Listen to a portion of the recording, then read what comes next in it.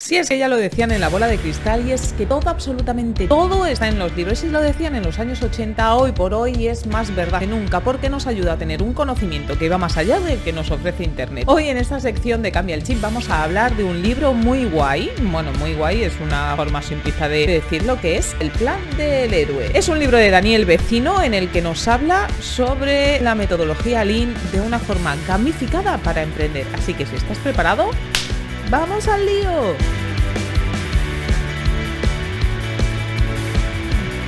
Hola a todos, soy Lucía Rico, acá Lucía y el SEO, y en este episodio vamos a hablar de este libro de Daniel Vecino en el que nos da un proceso gamificado con el que poder dar luz a proyectos empresariales, a proyectos de emprendimiento. Este libro, escrito por Daniel Vecino, se llama El plan del héroe y es un libro que tiene cosas muy interesantes. Por ejemplo, es súper visual, está gamificado y tiene un storytelling muy trabajado. No tiene nada que ver con todos los libros de emprendimiento que hayas leído hasta el momento, si es que has leído alguno, porque desde una perspectiva de héroes y villanos nos habla sobre cómo emprender. Este libro lo que nos habla es de la metodología Lean Startup, una metodología que me fascina y que considero que es muy adecuada tanto para emprender como para desarrollar una estrategia de marketing digital o un negocio de marketing digital. En definitiva, la metodología Lean Startup lo que se basa en generar una serie de hipótesis que debemos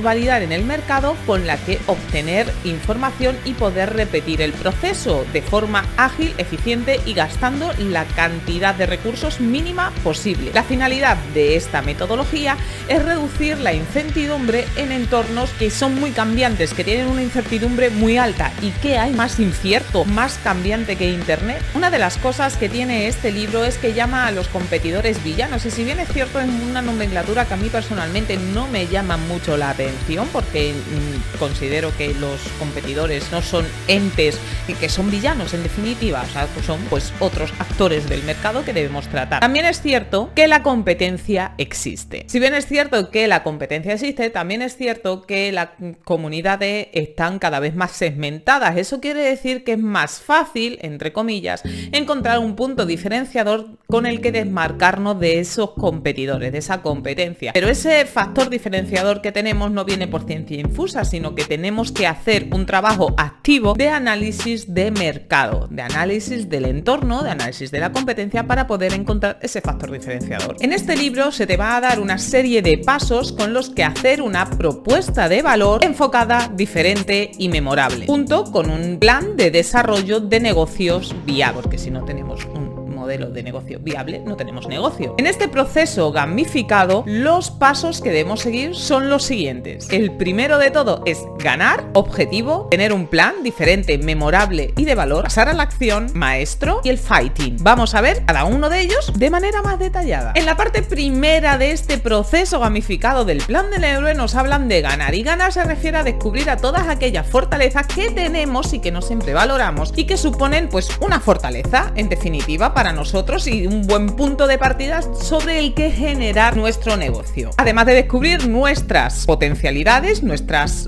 competencias clave, también en esta fase debemos definir cuál es nuestro cliente, al perfil de cliente que nos dirigimos, y que van a ser siempre aquellos que están dispuestos a pagar por nuestro producto o servicio. Eso quiere decir que podemos tener personas afines con las que generar una comunidad, pero que no van a ser clientes nuestros. En esta sección, aparte de hablar de un tablero, de una batalla, de toda esa parte gamificada que va tratando a lo largo del libro, nos da 10 reflexiones de grandes pensadores que son muy interesantes y que me han gustado mucho.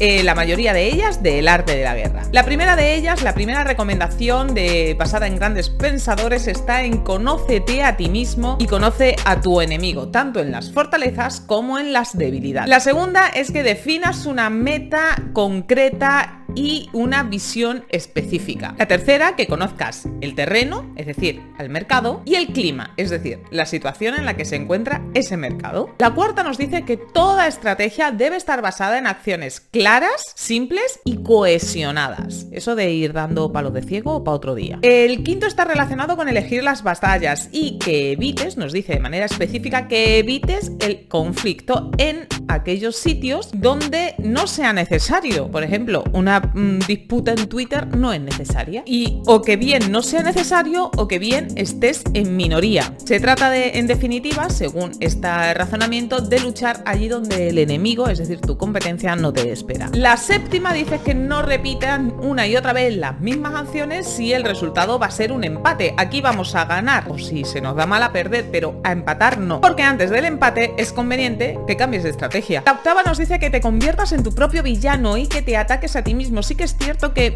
muchas veces somos nuestro peor enemigo, pero si lo utilizamos de manera inteligente, es decir, si nosotros nos ponemos en la situación de yo este producto que estoy lanzando objetivamente lo compraría, nos puede ayudar mucho a tener una mejor estructura y una mejor estrategia. En el noveno consejo nos dice que mantengamos una posición sin tenerla y que permanece constantemente preparado para adaptar tu estrategia y modificarla de manera ágil. Respecto a las alianzas, nos da una nueva reflexión de grandes pensadores de la historia de la humanidad, en las que nos dice que las alianzas sí que son necesarias, que las crees, pero que, ojo, con una fecha de inicio y una fecha de fin. Solo cuando sean necesarias, establece las alianzas y que siempre tengan un tiempo determinado, no sea per secula seculorum, es decir, ad infinitum. En esta segunda fase nos habla de generar una propuesta ganadora, se me traba la lengua, en la que nos habla sin más de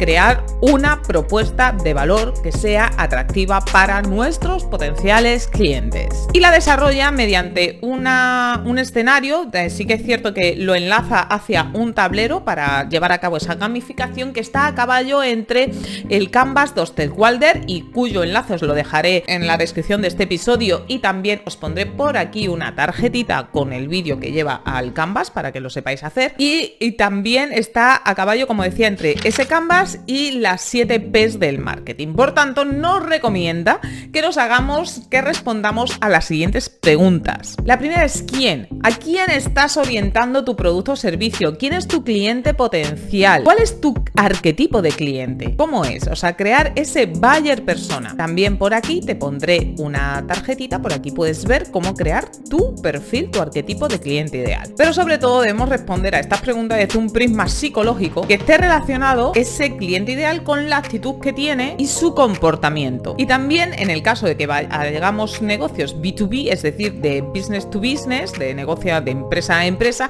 que tengamos en cuenta quiénes son las personas que están interviniendo en ese proceso de decisión. La segunda pregunta que nos debemos responder es ¿qué? ¿Cuál es la propuesta de valor que estamos ofreciendo? ¿Cómo la definimos? ¿Y qué características tienen esos productos o servicios que nosotros estamos intentando comercializar? Además, debemos recopilar todos los elementos tangibles e intangibles que dan forma a esa propuesta que estamos haciendo para nuestro cliente y que nos diferencia del resto de productos similares. La siguiente pregunta que debemos responder es el cómo. ¿Cómo nos vamos a relacionar? ¿Qué tipo de relaciones vamos a establecer con nuestros clientes? ¿Y dónde vamos a ubicar este producto o servicio para que tengan capacidad de comprarlo nuestros potenciales consumidores? O lo que viene a ser lo mismo, ¿cómo lo vamos a promocionar? ¿Qué actividades vamos a desarrollar para esa promoción? Publicidad, campañas en redes sociales, email marketing, etc. Y por último, la siguiente pregunta que tenemos que respondernos es ¿cuánto? ¿Cuál va a ser la fuente de ingresos y gasto que va a generar esta comercialización de este producto o servicio? Y lo principal que va haciendo alusión a lo largo de todo el vídeo es que tenemos que mantenernos enfocados. Por eso repite mucho lo de foco, foco, foco, que es una frase que a mí también me representa bastante. Foco, foco, foco.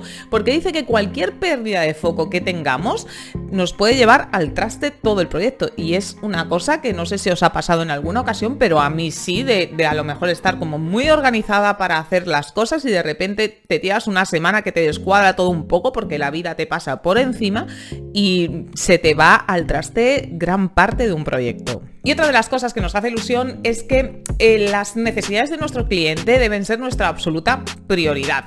Y por eso pone de ejemplo dos cosas muy interesantes. Una de ellas es el ejemplo de Nokia, de cómo perdió ese liderazgo que tenía en el mercado, porque no sé si sois tan old como yo, os recordaréis que los Nokia lo petaban muy fuerte.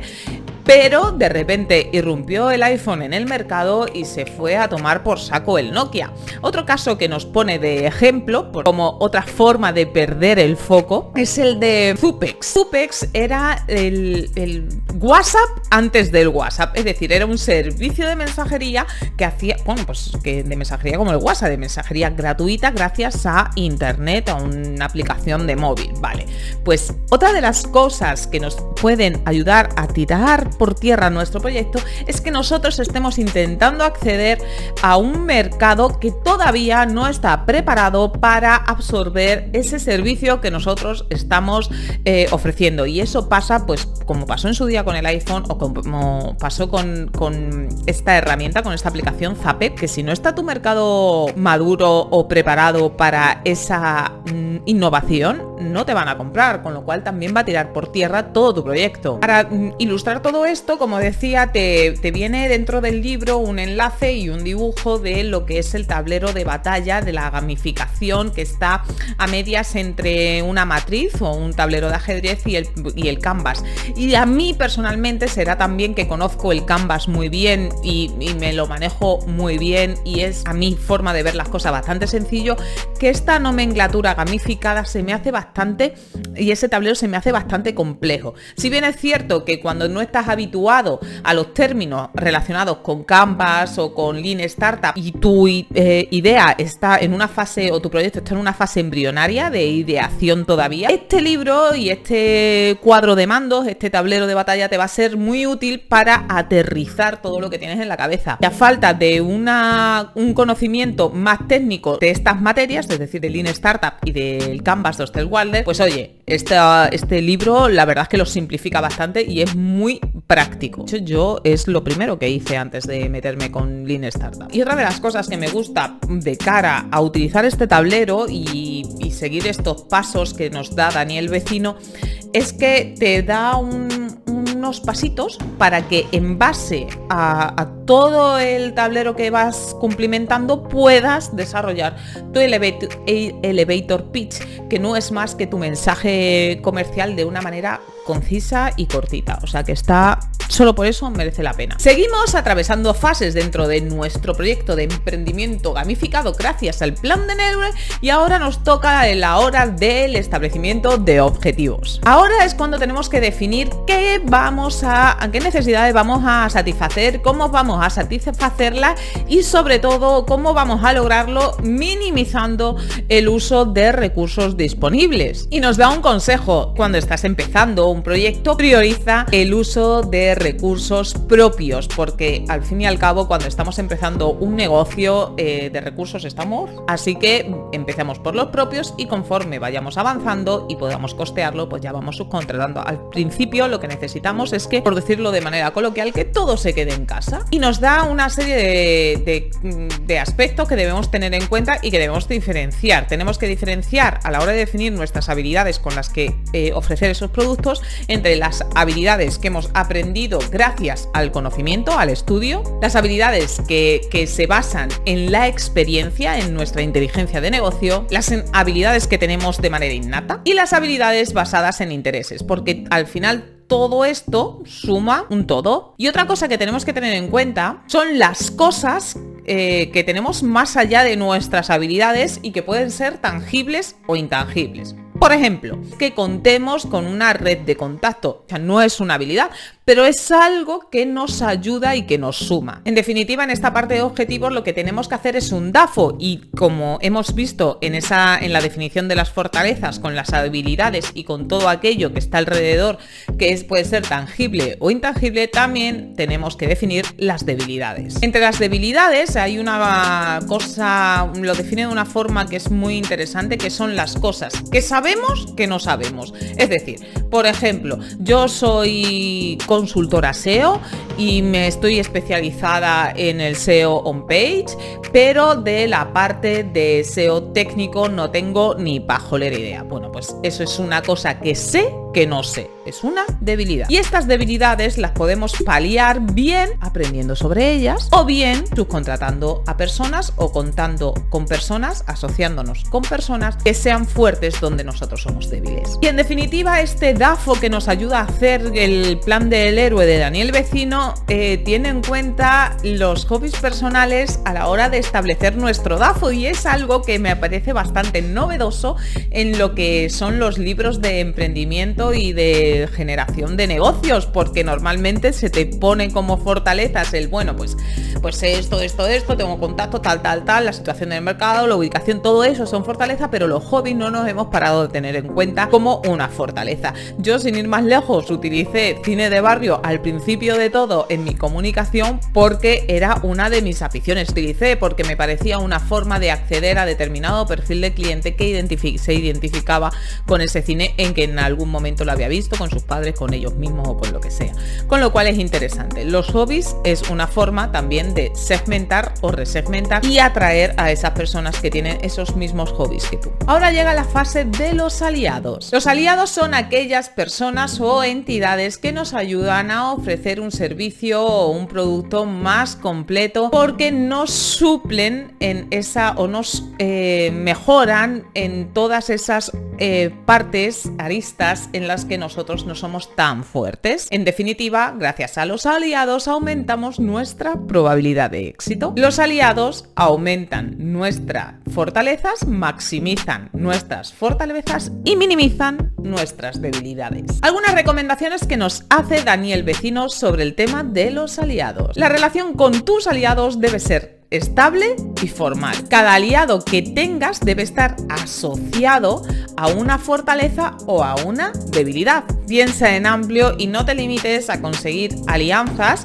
con entidades, con personas que solo suplan, mejoren tus debilidades, puesto que cabe la posibilidad, y esto muchas veces pasa, que esas debilidades que tú piensas que tienes en realidad no tengan ningún tipo de repercusión en tu negocio o en tu propuesta de valor. Por tanto, estás teniendo una alianza que no te está sirviendo para nada o esa debilidad no es tal. Y termina con una frase que dice que si quieres ser grande, trabajar con los más grandes. Y esto es una filosofía que a mí me gusta mucho. De hecho, considero que si quieres ser de los mejores, estudia con los mejores, sigue a los mejores, porque al final vas a aprender mejor. Y esto, que parece una perogrullada, es importante.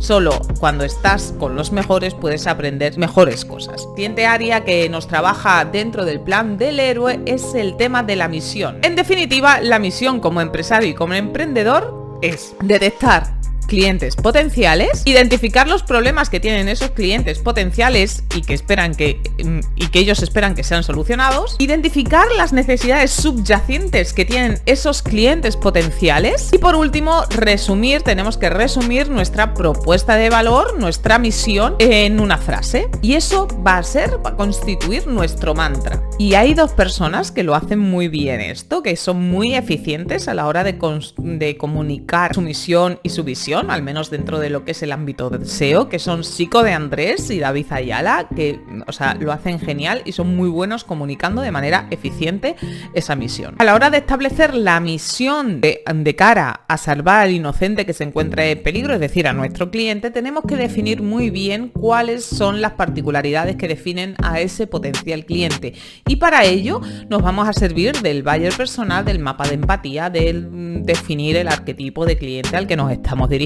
Y aunque hay quienes dicen que definir edad, sexo, ubicación y demás no ayuda, yo creo que es importante, pero debemos trascender a esos datos cuantitativos para desarrollar y definir una parte más emocional y más de psicología de consumidor. Porque mientras mejor definido tengamos todo esto, más fácil va a ser encontrar el tono de comunicación y el lenguaje que debemos utilizar a la hora de captar a esos clientes, porque va a resonarle nuestra forma de expresarnos, ¿no? En este punto me acuerdo mucho de la gráfica de Geoffrey Moore, que es el ciclo de vida de un producto, en lo que a través de una distribución normal nos define los diferentes tipos de consumidores que nos vamos a encontrar conforme lancemos el producto. Algunas consideraciones que tenemos que tener en cuenta respecto a esto. No solo son clientes nuestros los que nos compran, sino que los que invierten tiempo en nosotros a nivel usuario también los podemos considerar clientes. Nos ofrecen otro tipo de retribución. Cada arquetipo que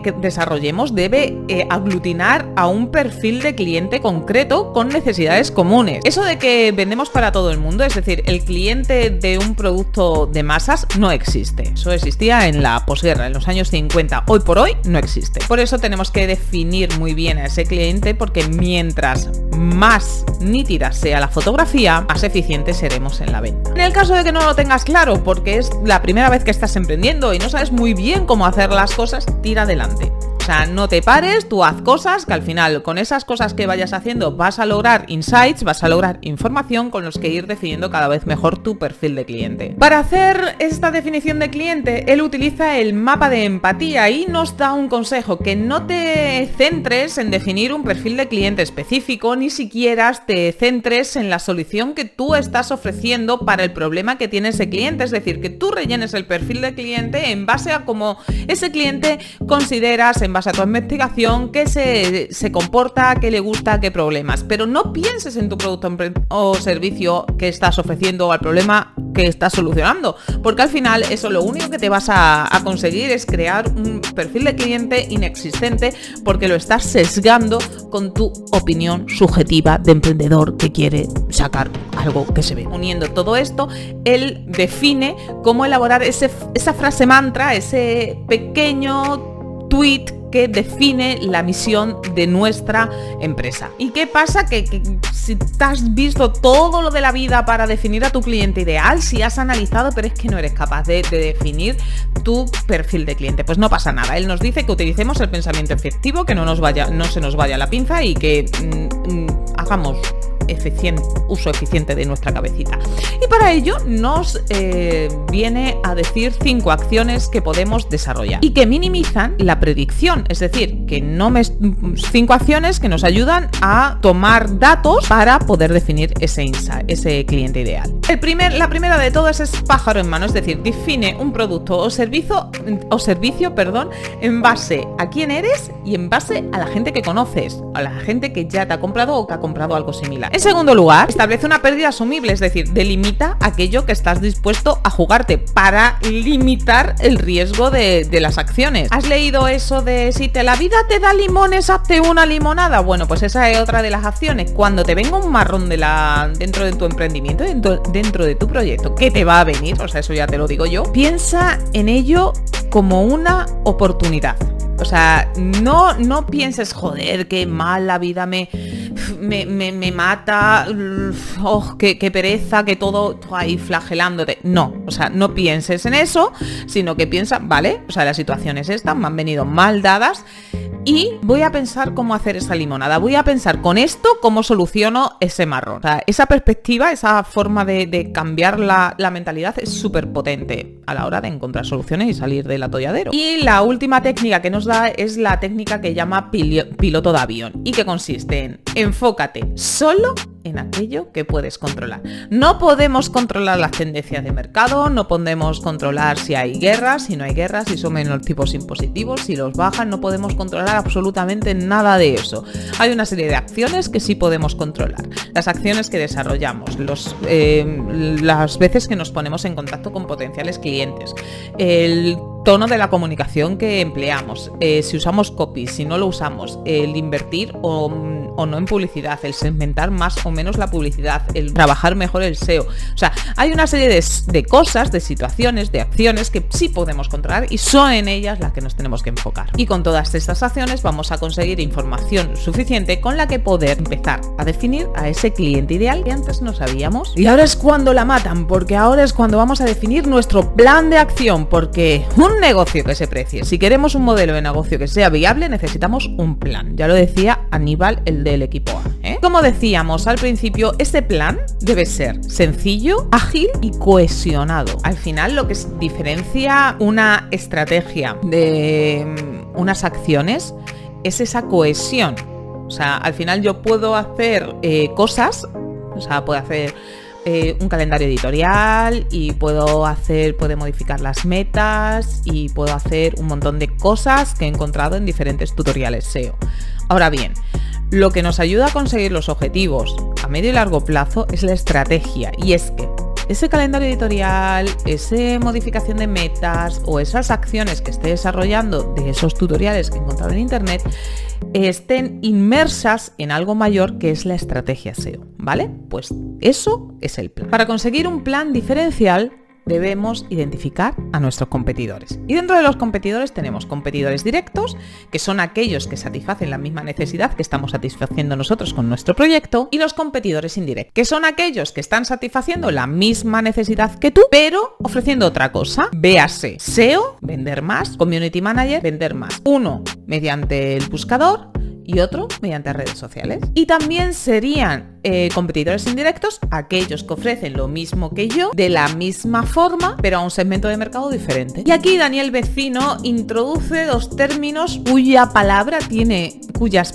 tienen una sonoridad preciosa: analogías y antilogías. Analogías son todas aquellas acciones que dentro de lo que es el segmento de mercado, el mercado al que estoy accediendo, han tenido una buena acogida y se han demostrado que han funcionado. Y la antilogía es todo lo contrario, son todas aquellas acciones que se han desarrollado dentro del mercado y que han sido un fracaso absoluto y por tanto no conviene replicar. Así que cuando sigamos haciendo nuestro DAFO, tendremos que tener en cuenta esas analogías y esas antilogías para tener unas como fortalezas y otras como debilidades. Y otros aspectos que debemos tener en cuenta a la hora de establecer nuestro plan son las amenazas externas del mercado y la situación. Todo ello conformará nuestro DAFO. Y otra cuestión que no solemos tener en cuenta a la hora de establecer el plan y a la hora de establecer un DAFO, por ejemplo, son las resistencias que tienen los clientes a la hora de comprarnos. Todos sabemos, y además si tú preguntas a alguien que ha emprendido, ¿qué es lo que te dice tu cliente cuando les pones algo y tal?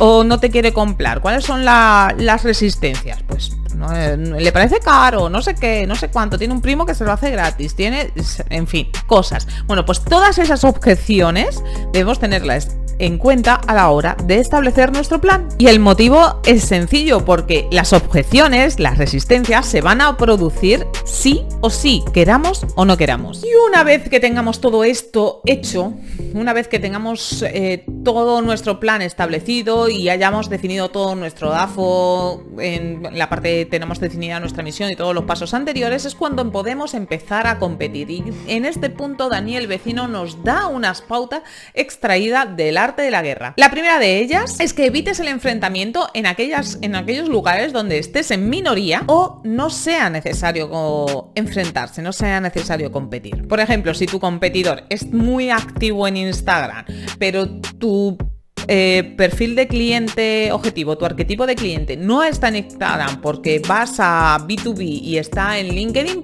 ¿para qué?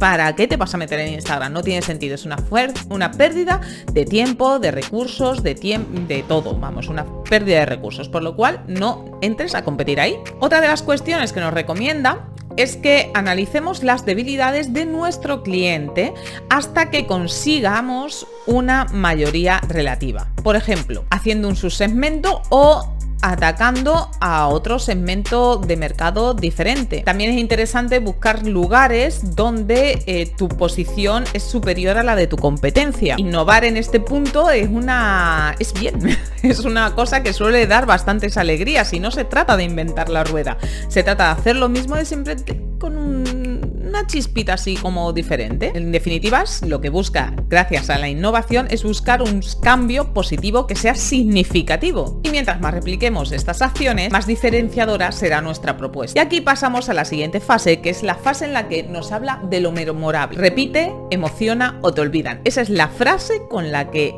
ataca este capítulo. Y es que repite, emociona o te olvida es el bucle que Daniel Vecino lo llama el bucle de lo memorable. Un bucle que mientras más repliquemos, más emocionaremos y en definitiva más capacidad de generar potenciales clientes y de ser memorables tendremos. La fase de este loop son las siguientes. Lo primero de todos es pasar a la acción, porque una vez que pasamos a la acción, desencadenamos emociones. En segundo lugar, ya que tenemos la emoción, pasamos a otro lado más para allá porque la emoción desencadena en un sentimiento que queremos mitigar. En el caso de que sea desagradable, querremos mitigarlo. En el caso de que sea agradable, queremos reproducirlo de nuevo. Consecuencia de todo ello es que deriva en un sentimiento que genera una necesidad, que son las famosas necesidades del marketing, que como vemos en este loop no se crean las necesidades, jamás se crean. Las necesidades subyacen en nosotros, en nuestros sentimientos, en nuestra emoción, y que nosotros con nuestra comunicación las despertamos. Y estas necesidades las podemos satisfacer por medio de otra acción, volviendo así al primer punto. Y Daniel Vecino dice algo muy importante aquí, y es que habla de que el marketing es una batalla de las percepciones, porque no se trata, y estoy totalmente convencida de esto, no se trata de que tu producto sea o bueno o malo, se trata de lo que perciba el cliente que es tu producto o servicio, ¿vale? Por tanto, no tenemos que tener, y esto es, por eso está muy alineado este libro con el tema, con la metodología Lean, no se trata de tener un producto perfecto para lanzarlo al mercado, se trata de tener un producto que satisfaga unas necesidades y validar ese producto en el mercado. Y eso lo hacemos también utilizando el marketing, la comunicación y las percepciones que viaje le he pegado al micrófono y las percepciones que estamos generando con ese marketing. Y en este punto, porque para ser memorable necesitamos ese marketing, en este punto es cuando nos habla de el cerebro, que es muy importante en marketing. Y nos habla de los marcadores sománticos. Los marcadores somáticos sirven para conectar una experiencia o emoción con una reacción específica necesaria, y su objetivo es facilitar la toma de decisiones, mientras esas relaciones que se están estableciendo entre la propuesta de valor y los elementos que estamos usando para que absorba parte de esas cualidades. Y un ejemplo de ellos son las marcas de comida ultraprocesada, de productos o bebidas carbonatadas llenas de azúcar que están patrocinando eventos deportivos. Al final lo que están buscando es asociar esa marca, que no es nada saludable, con un evento deportivo que sí lo es. Tras los marcadores somáticos vienen los disparadores emocionales. Los disparadores emocionales son las acciones que mediante las emociones son capaces de generar que tu cliente tenga un recuerdo alineado con tu objetivo. Los disparadores emocionales son de diferente tipo. Satisfacción, que son acciones que mediante las emociones son capaces de satisfacer las necesidades de tu cliente. Desequilibrio, que son acciones que mediante las emociones logran maximizar o crear nuevas necesidades reales en tu cliente. Alerta, que sería la tercera, que son acciones que generan emociones de sorpresa con las que conseguirás impactar y llamar la atención. Cuarta, sensoriales, que son acciones que a través de los sentidos generan emociones con las que facilitarás tanto la generación de un recuerdo como su posterior recuperación. Y ahora nos vamos a la fase del valor. Y en la fase del valor nos habla del Business Model Canvas, ese documento, esa forma de trabajar y desarrollar negocios que no deja de ser más que un lenguaje común que se habla dentro de del desarrollo de negocio. Nos permite el Canvas visualizar de un vistazo todo lo que repercute en la generación de negocios mediante esos famosos 9 bloques. Todo el lienzo del que habla Daniel Vecino en el plan del héroe está basado en este Canvas, simplemente cambiando la nomenclatura y haciéndolo como, pues eso, más gamificado, más digerible. Y esta parte es muy interesante dentro del libro porque nos desgrana diferentes modelos de negocio para que los tengamos a modo de ejemplo a la hora de rellenar nuestro tablero. y a mí todo lo que sea desgranar modelos de negocio me aporta mucha luz, porque aprendo mucho sobre cómo generar cosas y me enciende cositas en la cabeza de situaciones o acciones o estrategias que puedo implementar dentro de algunos proyectos. Así que en este punto lo que vamos a hacer en definitiva es terminar de completar todo nuestro tablero y es importante recalcar esto, que todo lo que ahora mismo tenemos recogido son hipótesis, son ideas, no está validado por el mercado, porque para validarlo tenemos que pasar a la siguiente fase, que no es otra que la acción. Mueve tu culito, moreno. Pasar a la acción significa que vamos a ponernos pies en polvorosa para desarrollar y sacar adelante todo, absolutamente todo lo que hemos estado recogiendo y en lo que hemos estado trabajando mediante nuestro camino damnificado, nuestro lienzo, ¿vale? Y es importante que tengamos en cuenta que todo lo que estamos recogiendo, una vez que nos pongamos en acción, va a fallar, y si no, todo va a fallar buena parte de lo que estamos haciendo, porque todos los planes fallan y que nos hemos estado moviendo en el mundo de las ideas, y tu plan de negocio, como dice Néstor Guerra, va a durar tanto como te topes con el primer cliente. Así que ten por seguro que todo lo que has estado haciendo, o sea, no va a cuadrar nada o vas a cuadrar un 20%. Y pasar a la acción no significa que vayamos a publicar un hilo en Twitter una vez a la semana, ni que vamos a hacer un post cada X tiempo, ni que vayamos a pasar a enviar un email marketing, ni nada de eso. Eso no es pasar a la acción, eso son acciones concretas que estamos desarrollando para conseguir un fin que va más allá de esas acciones, que deben estar inmersos dentro de una estrategia. Todo lo que sea el desarrollo de negocio tiene que trascender o tiene que ir supeditado a esa estrategia mayor, a ese plan que hemos estado esbozando y que tenemos que salir a la calle para poder validarlo. En definitiva, pasar a la acción se trata de encontrar clientes. En este punto tenemos que generar hipótesis con las que poder ir validando todo lo que hemos estado definiendo, y tenemos que tener la premisa Lean Startup por excelencia, que es falla pronto y falla barato. Aquí Daniel Vecino nos da una serie de pautas. Tenemos que tener unas hipótesis de objetivo o de cliente problema, que representan las de mayor riesgo para tu propuesta de valor. Que no podremos hacer nada si nos estamos basando en un cliente problema que no existe. Por tanto, este tipo de hipótesis debemos tenerlo en cuenta. El segundo tipo de hipótesis que debemos tener en cuenta son las de problema-solución. Elegimos siempre en primer lugar aquellas hipótesis que suponen un valor diferencial, porque son las que van a suponer un mayor riesgo, y son las hipótesis relacionadas con el qué, con el cómo, con el cuánto, con el dónde. Otra de las fases que nos dice Daniel Vecino es que tenemos que medir. Si no medimos los resultados, no podemos saber si todo aquello que estamos sacando adelante está surtiendo algún tipo de efecto positivo en nuestra cuenta de resultados. Así que en este punto tenemos que definir un par de cosillas. Definir un método de validación, que supone simplificadamente en definir qué consideramos éxito, es decir, hipótesis validada, o fracaso, hipótesis no validada. Y en segundo lugar tenemos que definir un criterio mínimo de éxito, en el que podemos determinar cuántos resultados consideramos que son necesarios para que se valide esa hipótesis, y así poder determinar si es cierta o no, porque nos pasa una vez no significa que sea la norma, ¿vale? También Daniel Vecino nos habla de una serie de batallas maestras y unos cuantos ejemplos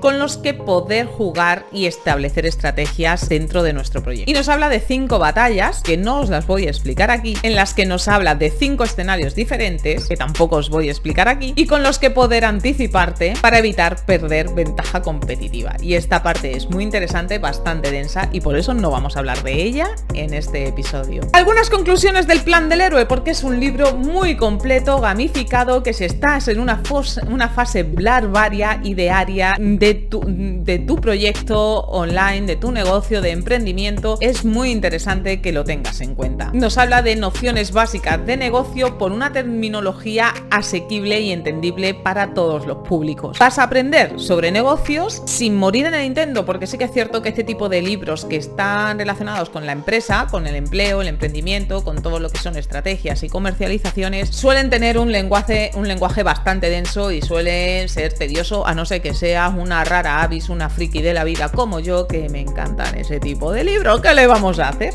La parte que menos me gusta a mí de este libro es la parte de la gamificación, la que nos habla de héroes, villanos, batallas maestras, superpoderes.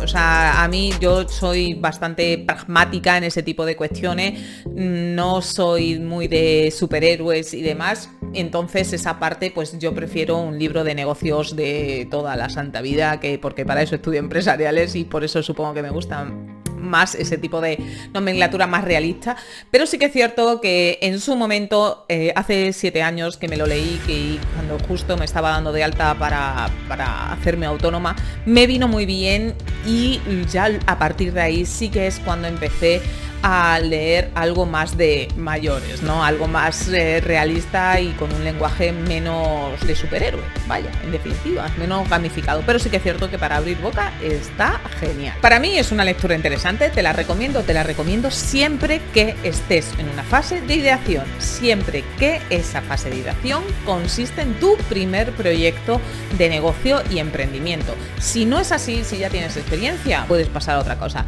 Sí que es cierto que todo lo que es la parte de marketing, neuromarketing y copy que hay, me parece muy interesante echarle un ojo porque es muy curiosa y aprendí bastante cosillas y de hecho ahora cuando he estado preparando este episodio le he estado echando un ojo y sí que tiene cosas muy chulas. Así que hasta aquí el libro de este mes, El plan del héroe de Daniel Vecino. En la descripción de este episodio puedes encontrar el enlace para conseguirlo en caso de que lo quieras adquirir. En todos los enlaces relacionados con cosas que hemos hablado, por ejemplo, pues el business model Canvas, la definición del buyer persona, todo ese tipo de cosas que hemos mencionado por aquí. Os dejo contenido relacionado para que podáis seguir investigando. Si te ha gustado, comenta, comparte, te invito que si no estás suscrito al canal, te suscribas, actives la campanita y nos vemos en el próximo vídeo. ¡Chao!